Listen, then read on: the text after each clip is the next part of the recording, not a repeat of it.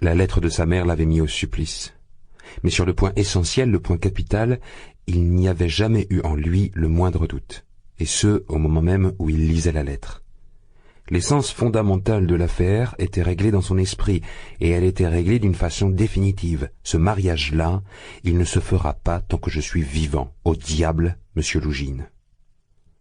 Parce que cette affaire, elle est claire comme le jour, marmonnait-il en lui-même, ricanant et célébrant cruellement par avance le triomphe de sa décision. Non, maman, non, Dounia, vous n'arriverez pas à me tromper. Et elle s'excuse encore de ne pas m'avoir demandé conseil et d'avoir décidé en mon absence, je pense bien. Elles se disent que maintenant ce n'est plus possible de revenir en arrière, mais nous verrons bien si c'est possible ça. Oui ou non. La justification qu'elle trouve, elle est si capitale. C'est un homme si occupé, n'est-ce pas, ce Piotr Petrovitch, mais si occupé que même son mariage, il est obligé de le faire en chevaux de poste, pour ne pas dire en chemin de fer. Non, Dunietchka, je vois tout et je sais de quoi tu veux me parler, beaucoup. Je sais aussi ce que tu as pensé toute la nuit en arpentant la chambre, et ce que tu demandais dans ta prière à la Vierge de Kazan que maman a dans sa chambre à coucher. Monter au Golgotha, ça pèse son poids de douleur.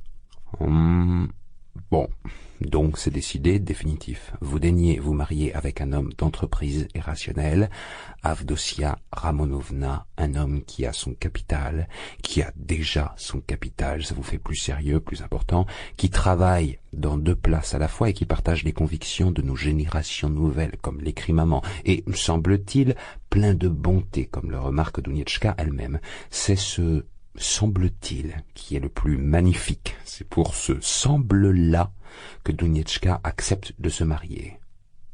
Magnifique. Ouais, magnifique. Ce qui est curieux n'empêche, c'est de savoir pourquoi maman m'a parlé de ces générations nouvelles. Est-ce que c'est juste pour peindre le personnage ou dans un autre but? M'influencer en faveur de monsieur Lougine? Les rusés. Ce serait curieux aussi d'éclaircir une autre circonstance. Jusqu'à quel point ont-elles été sincères l'une avec l'autre pendant ce jour et cette nuit et tout le temps d'après? Est-ce que tous les mots ont été prononcés ou bien elles ont compris l'une comme l'autre ce qu'elles avaient toutes les deux dans le cœur et dans la tête et que, du coup, ça devenait inutile de le dire, tout ça, à haute voix, avec le danger d'en dire trop? Ça s'est sans doute plutôt passé de cette façon-là. On le voit bien dans la lettre. À maman, il lui est apparu un peu brutal, et ma naïve maman est allée embêter Dounia avec ses remarques. Dounia, évidemment, elle s'est mise en colère et lui a répondu avec dépit. Je pense bien. Ça ferait éclater n'importe qui quand l'affaire est claire, même sans question naïve, et que tout est décidé, qu'il n'y a plus rien à dire. Et qu'est-ce qu'elle m'écrit, là? Aime Dounia, Rodia, elle t'aime plus qu'elle-même.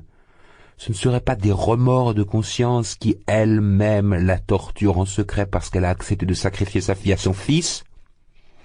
Tu es notre espérance, notre tout. Oh, maman!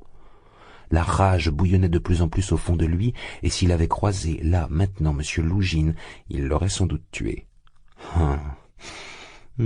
C'est vrai, continuait-il, suivant le tourbillon de pensées qui tournait dans sa tête. C'est vrai que pour connaître un homme, il faut l'approcher peu à peu et avec prudence, mais monsieur Lougine est clair. Surtout, c'est un homme d'entreprise et semble-t-il un homme plein de bonté. C'est énorme. Il prend sur lui le bagage, il leur transporte une malle à ses frais. Évidemment qu'il est plein de bonté, et elles, les deux, la fiancée et sa mère, elles se louent un moujik, une charrette bâchée de grosses toiles. Moi, c'est comme ça que je suis parti. Pas grave, ça, pas grave, les 90 verstes, et là, nous ferons un voyage tranquille en 3e classe. Un bon millier de verstes, voilà qui est raisonnable, reste à la place qui t'est donnée. Et vous, monsieur Lougine, qu'est-ce que vous faites, vous? Elle, votre fiancée... Vous ne pouviez pas ne pas savoir que ma mère, pour le voyage, elle fait un emprunt sur sa pension?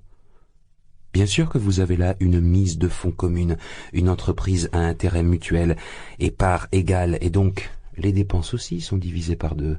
Le pain et le sel ensemble, le tabac pour ma pomme, comme dit le proverbe.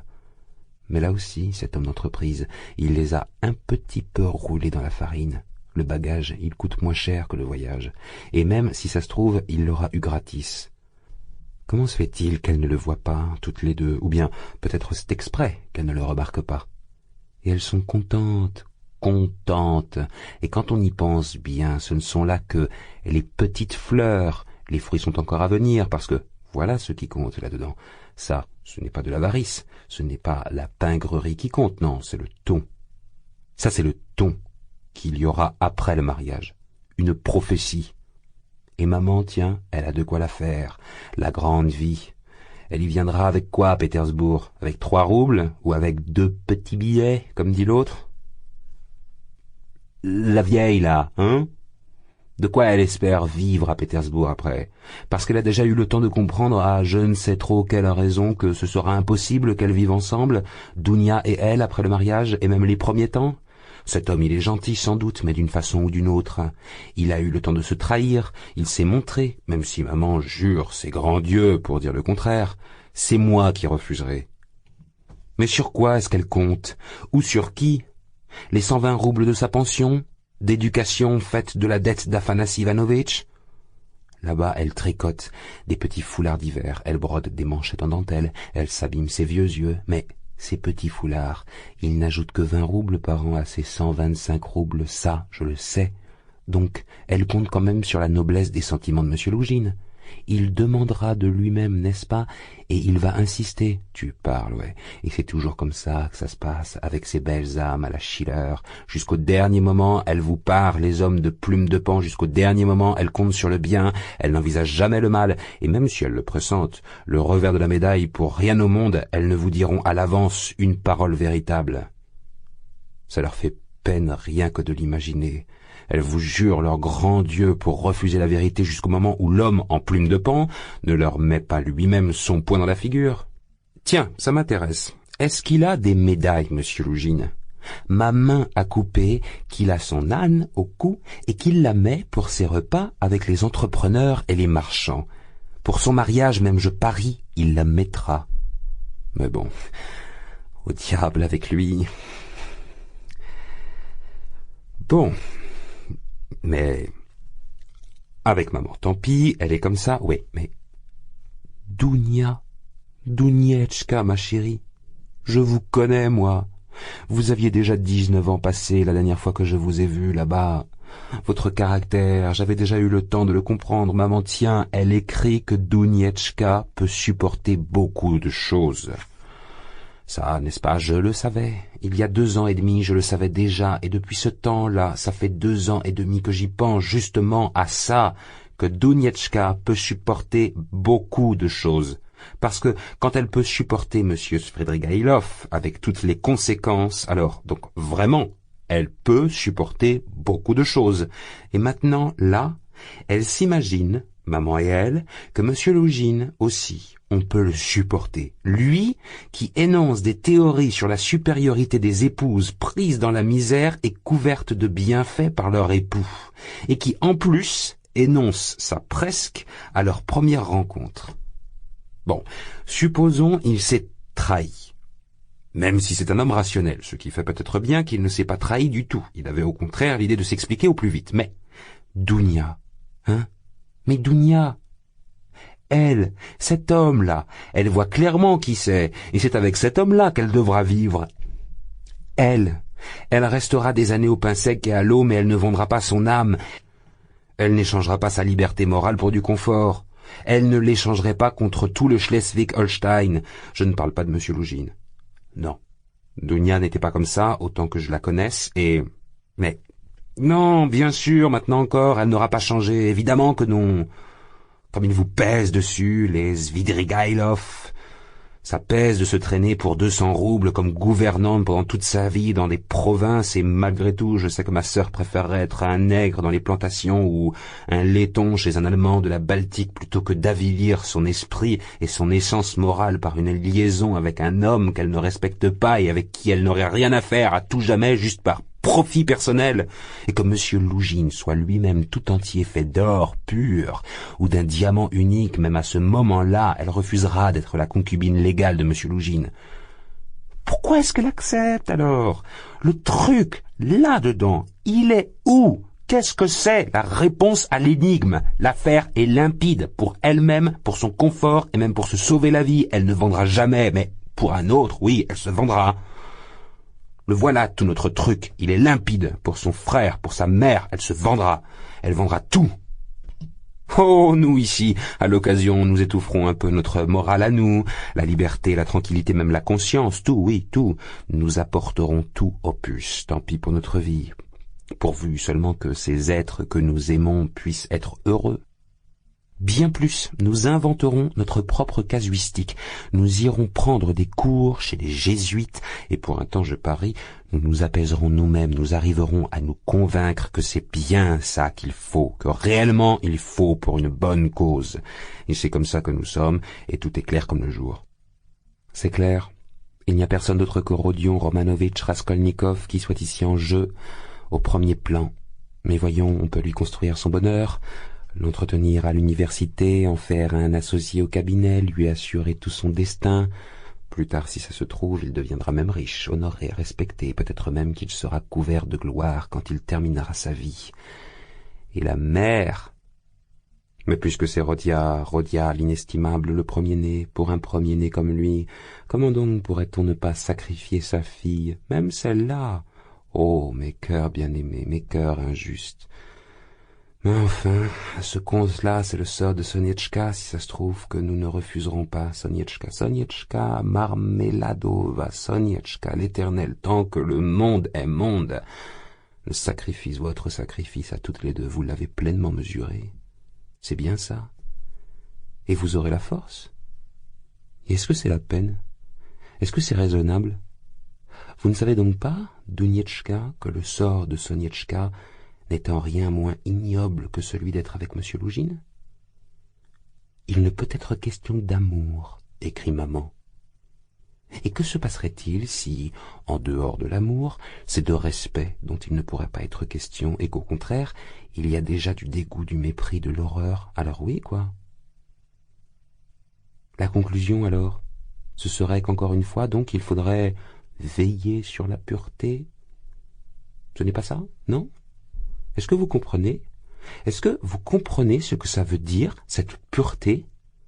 Est-ce que vous comprenez que la pureté à la Lougine, c'est la même que la pureté de Sonietchka, et que peut-être c'est encore pire, plus sale, plus répugnant, parce que pour vous, Donietchka, quoi qu'on en dise, le calcul reste un supplément de confort, alors que là, tout simplement, c'est pour ne pas crever de faim. Elle coûte cher, très cher, Donietchka, cette pureté. Et quoi? Si par la suite c'est au-dessus de vos forces, si vous vous repentez, combien de deuil, de tristesse, de malédiction et de larmes, oui, cachés à tout le monde, combien, oui, parce que, malgré tout, vous n'êtes pas Marfa Petrovna, vous. Et qu'est-ce qui se passera alors avec la mère? Parce qu'aujourd'hui déjà, elle n'est pas tranquille, elle se torture, mais à ce moment-là, quand elle aura clairement tout vu, et avec moi? Non mais, réellement, qu'est-ce que vous avez pensé de moi? Je n'en veux pas de votre sacrifice, moi, Donietchka. Je n'en veux pas, maman. Ça ne se fera pas. Tant que je suis vivant, ça ne se fera pas, ça ne se fera pas. Je ne l'accepte pas. Soudain, il reprit ses esprits et s'arrêta. Ça ne se fera pas. Mais qu'est-ce que tu feras, toi, pour que ça ne se fasse pas? Tu iras l'interdire? Et de quel droit? Qu'est-ce que tu peux leur promettre à ton tour, pour avoir ce droit-là?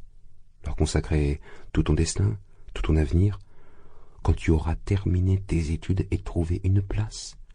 C'est une vieille chanson, mais elle est bête. Et maintenant? Parce que c'est maintenant qu'il faut faire quelque chose, ça, tu le comprends? Et qu'est-ce que tu feras maintenant? C'est toi-même qui les détrousses.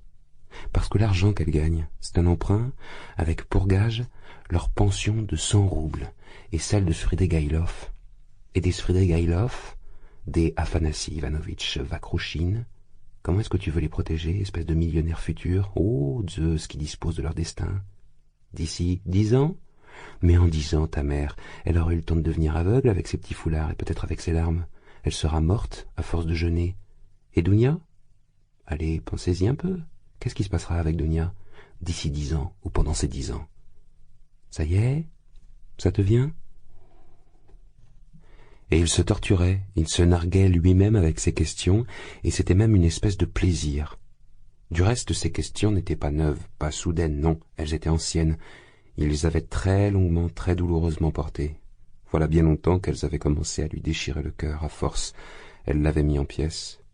Cette angoisse qui le rongeait maintenant était parue en lui depuis longtemps, longtemps, et elle avait grandi, elle s'était accumulée, et ces derniers temps elle avait mûri, s'était concentrée, prenant la forme d'une question monstrueuse, frénétique, fantastique, qui avait mis à la torture son cœur et son esprit, et demandait à toute force qu'on la résolve.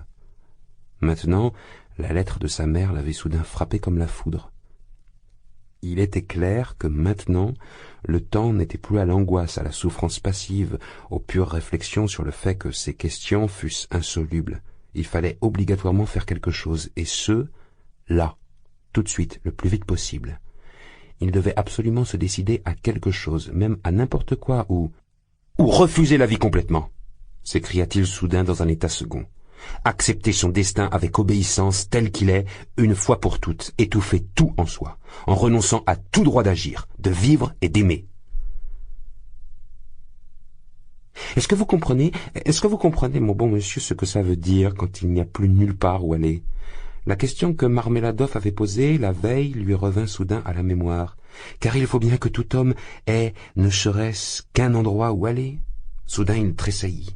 Une pensée qu'il avait eue la veille, là aussi, lui fusa à nouveau dans la tête. Pourtant, s'il tressaillit, ce n'était pas parce que cette idée venait de fuser, car il le savait bien, il pressentait qu'elle fuserait obligatoirement. Il l'attendait déjà, et cette pensée aussi, elle ne datait pas du tout de la veille. La différence tenait en ceci que, un mois auparavant, et même encore la veille, elle était juste un songe, alors que maintenant, elle apparaissait soudain comme tout sauf un songe, oui, sous une sorte d'aspect nouveau, menaçant, totalement inconnu, et soudain c'est lui-même qui venait d'en prendre conscience. Quelque chose le frappa à la tête, lui obscurcit les yeux. Il regarda précipitamment autour de lui, il cherchait quelque chose, il avait envie de s'asseoir, et il cherchait un banc. Il passait à ce moment-là par le boulevard K. Il aperçut un banc devant lui à une centaine de pas, il y alla le plus vite possible, mais en chemin il lui arriva une petite aventure qui concentra pendant quelques minutes toute son attention.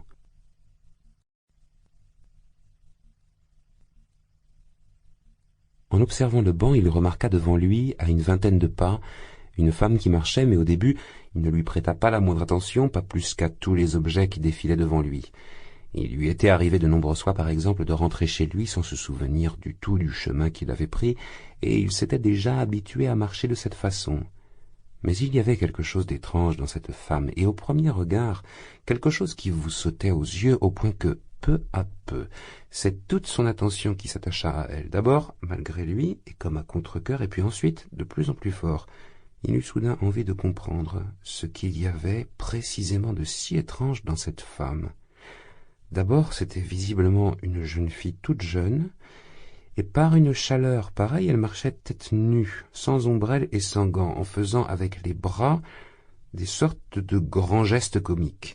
Elle portait une petite robe de soie faite d'un tissu léger, du tussor, une robe à peine boutonnée, et derrière, au tout début de la jupe déchirée, il y avait tout un pan qui se balançait et pendouillait derrière. Un petit foulard était jeté sur son cou nu, mais il était mis comme de biais, en travers. En plus, la jeune fille avait une démarche mal assurée, elle trébuchait et même elle tanguait dans tous les sens. Cette rencontre finit par éveiller toute l'attention de Raskolnikov. Il arriva au niveau de la jeune fille, juste à côté du banc, mais arrivée devant son banc, elle s'effondra littéralement dessus, à un bout, rejeta la tête en arrière sur le dossier et referma les yeux à cause visiblement d'une fatigue extrême. L'examinant de plus près, il comprit tout de suite qu'elle était totalement ivre. C'était étrange et terrifiant de voir une telle chose. Il se demanda, même s'il ne se trompait pas, il avait devant lui un petit visage si jeune d'environ 16 ans, et même peut-être seulement 15, petit, tout blond, joli, mais empourpré et comme enflé. La jeune fille, semblait-il, ne comprenait vraiment plus grand-chose, elle avait croisé une jambe sur l'autre, avec d'ailleurs un geste beaucoup plus souligné qu'il n'aurait dû l'être, et tous les signes montraient qu'elle n'avait que très faiblement conscience de se trouver à l'extérieur. Raskolnikov ne s'assit pas et ne voulait pas partir. Il restait devant elle, sidéré. Ce boulevard était presque toujours désert. À ce moment-là, à 1 heure de l'après-midi et par une telle canicule, il n'y avait vraiment presque personne, et pourtant, en retrait, à une quinzaine de pas, il vit s'arrêter un monsieur dont tout montrait que, lui aussi, il voulait approcher la jeune fille avec des intentions en tête. Lui aussi, visiblement, il l'avait vue de loin et il la rattrapait, mais il venait d'être dérangé par Raskolnikov. Il lui jetait des regards haineux en s'efforçant du reste que l'autre ne les remarque pas, et attendait impatiemment son tour, le moment où ce loqueteux malvenu allait reprendre sa route. L'affaire était compréhensible, ce monsieur avait une trentaine d'années, il était corpulent, gras, plein de santé, avec les lèvres roses et de petites moustaches, et il était vêtu comme un dandy. Raskolnikov entra dans une colère terrible. Il se sentit soudain l'envie d'injurier n'importe comment ce gandin plein de soupe. Il laissa la petite fille 1 minute et vint vers le monsieur. « Eh, vous, Svidrigaïlov, qu'est-ce que vous voulez » cria-t-il, serrant les poings et riant les lèvres écumant de rage. « Que signifie » demanda sévèrement le monsieur qui fronça les sourcils et s'étonna du haut de sa grandeur. « Fichez le camp, voilà !»« Comment oses-tu, canaille ?» Et il brandit un fouet. Raskolnikov se jeta sur lui à bras raccourcis sans même avoir réfléchi que ce monsieur bien en chair pouvait régler leur compte à au moins 2 hommes comme lui. Mais à cette minute, quelqu'un le saisit puissamment par derrière, un gendarme se plaça entre eux. « Voyons, messieurs, veuillez ne pas vous battre sur la voie publique, qu'est-ce que vous voulez ? Qui êtes-vous » demanda-t-il sévèrement à Raskolnikov en voyant ses habits. Raskolnikov le regarda avec attention, c'était un bon vieux visage de soldat aux moustaches et aux favoris chenus, au regard plein de bon sens. « C'est justement de vous dont j'avais besoin, cria-t-il en lui prenant le bras. Je suis un ancien étudiant.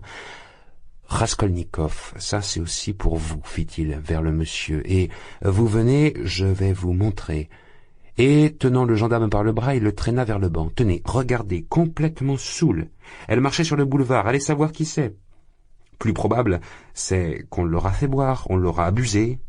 La première fois, vous comprenez? Et puis on vous l'a jetée dehors, regardez comme la robe est déchirée, regardez comme elle est mise.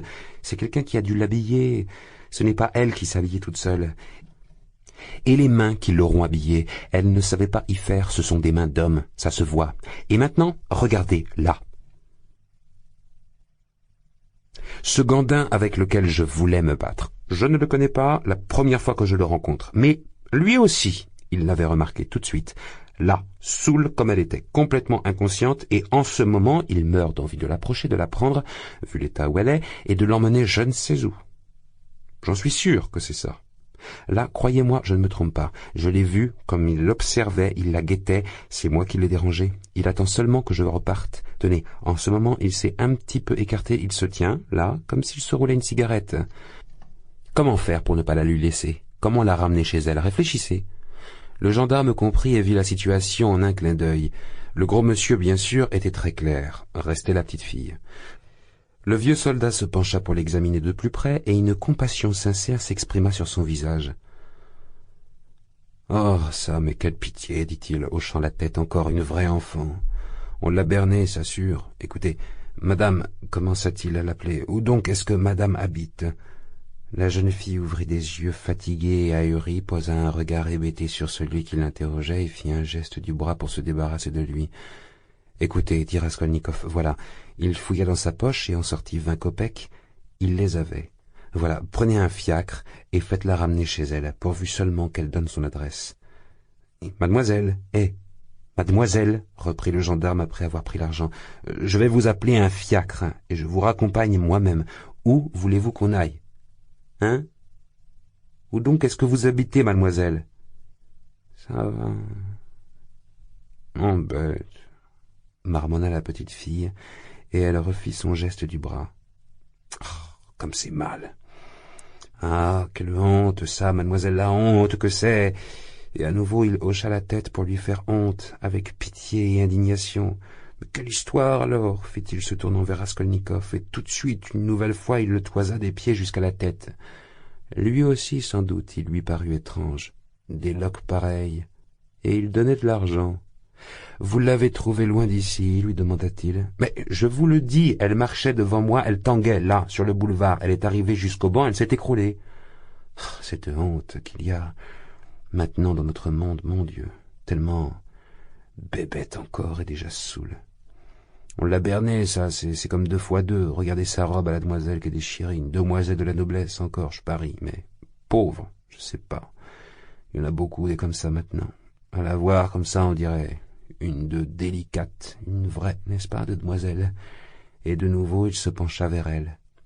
Peut-être lui aussi avait-il des filles du même âge, des demoiselles, des délicates, avec des prétentions à montrer leur manière, une même passion d'emprunt à suivre la dernière mode. L'essentiel, balbutia Raskolnikov, c'est de ne pas la laisser à cette crapule. Il serait capable encore de la violer. Ça se voit comme le jour, ce qu'il cherche. Regardez-moi cette crapule, il surveille. Raskolnikov parlait à haute voix et le désignait directement du bras. L'autre entendit, voulut prendre la mouche, mais il changea d'avis et se contenta d'un regard méprisant. Puis, lentement, il s'éloigna encore d'une dizaine de pas, puis, de nouveau, il s'arrêta. Pas lui laisser, ça, n'est-ce pas, ça peut se faire, répondit le sous-officier en réfléchissant. Pourvu qu'elle dise seulement, la demoiselle, où qu'il faut la ramener, sinon... Mademoiselle, mademoiselle, reprit-il se penchant une nouvelle fois.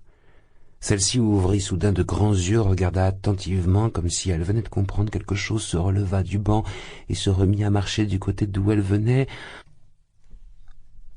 « Les débauchés, obsédés, va !» murmura-t-elle avec un autre geste du bras. Elle se mit à marcher très vite, mais toujours en tanguant. Le gandin la suivit, mais dans une autre allée, sans la quitter des yeux.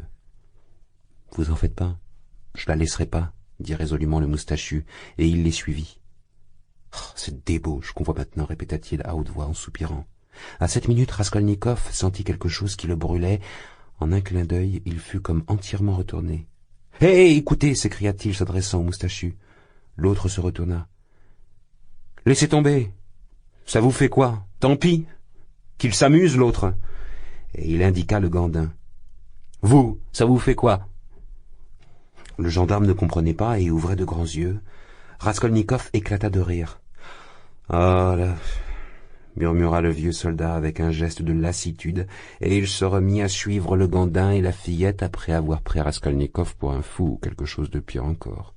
« Il m'emporte 20 kopecks, murmura haineusement Raskolnikov. Restez seul. Qu'il lui en prenne à l'autre aussi, et qu'il lui laisse la fillette. Ça se terminerait comme ça. Et qu'est-ce qui m'a pris, moi, de vouloir aider? Non mais, c'est à moi d'aider les gens? Est-ce que j'ai le droit d'aider les gens? Qu'ils se bouffent les uns les autres, moi, ça m'a fait quoi? Et comment j'ai osé lui donner ces 20 kopecks? Est-ce qu'ils étaient à moi? » Malgré ces paroles étranges, il se sentit extrêmement oppressé, il s'assit sur le banc libéré. Ses pensées étaient distraites. En général, cela lui pesait à cet instant de réfléchir à quoi que ce soit. Il aurait voulu perdre conscience complètement, tout oublier, et puis se réveiller et tout recommencer de zéro. « Ma pauvre fillette, » dit-il en regardant l'angle déserté du banc. « Elle reviendra à elle, elle va pleurer un peu, et puis sa mère qui la prendra. D'abord ce sera les coups, puis le fouet.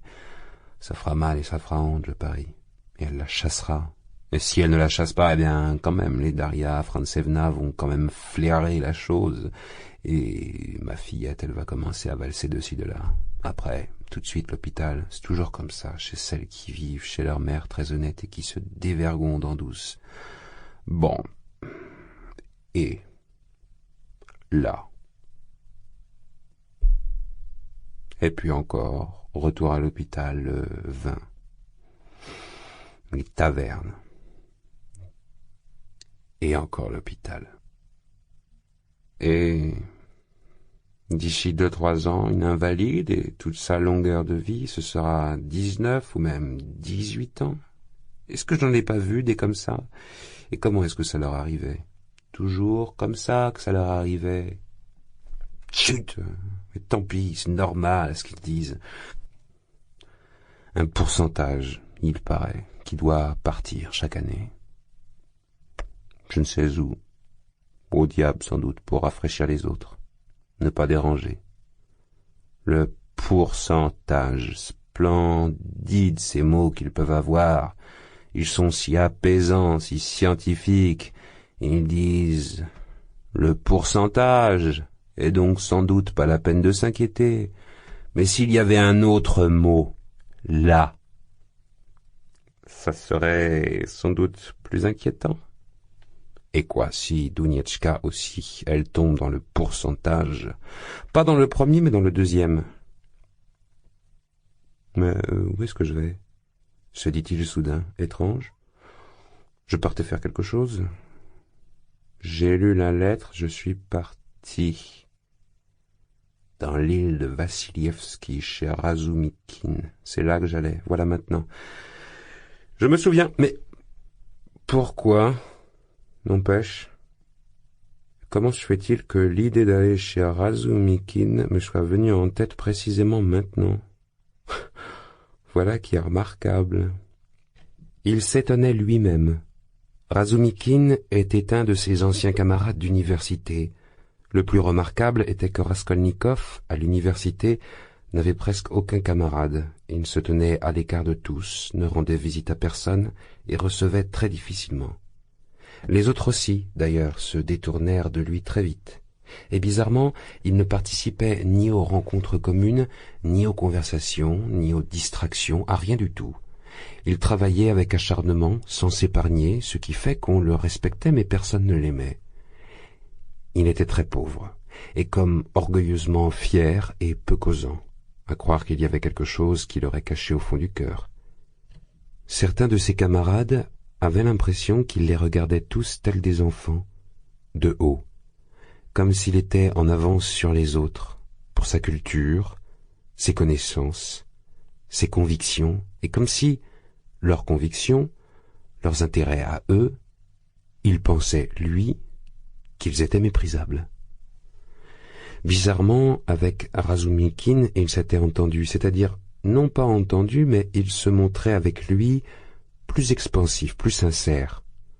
Du reste, il était impossible d'avoir d'autres relations avec Razumikin.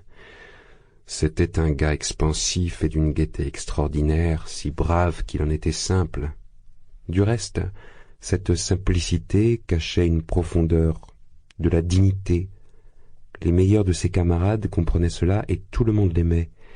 Et il était loin d'être bête, même si, de fait, parfois, il pouvait se montrer simple. Son physique était expressif, il était grand, maigre, toujours mal rasé, le cheveu noir. Parfois, il faisait des frasques et avait la réputation d'être très fort. Une nuit, en joyeuse compagnie, d'un seul coup de poing, il avait mis sur le tapis un gendarme qui mesurait plus de 6 pieds de haut. Il pouvait boire jusqu'à l'infini, mais il pouvait ne pas boire du tout. Il pouvait faire des bêtises impardonnables, mais il pouvait n'en faire aucune. Razumikin était remarquable en cela qu'aucun échec ne le troublait jamais et qu'aucune circonstance défavorable, semblait-il, ne pouvait l'écraser. Il pouvait même loger sur un toit, souffrir une famine totale, un froid extraordinaire. Il était très pauvre, et c'est lui-même, tout seul, absolument, qui subvenait à ses propres besoins par toutes sortes de travaux. Il connaissait une foule de ressources où il pouvait puiser, en travaillant bien sûr.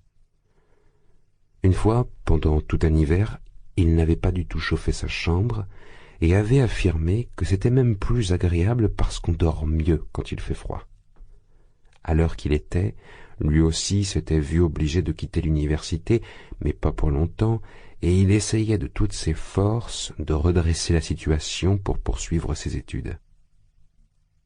Raskolnikov n'était plus allé le voir depuis bien 4 mois, et Razumikin ne savait même pas où il logeait. Un jour, 2 mois auparavant, ils s'étaient rencontrés dans la rue, mais Raskolnikov s'était détourné et avait même changé de trottoir pour que l'autre ne le remarque pas. Quant à Razumikin, il l'avait remarqué, mais il avait passé son chemin ne voulant pas déranger son collègue.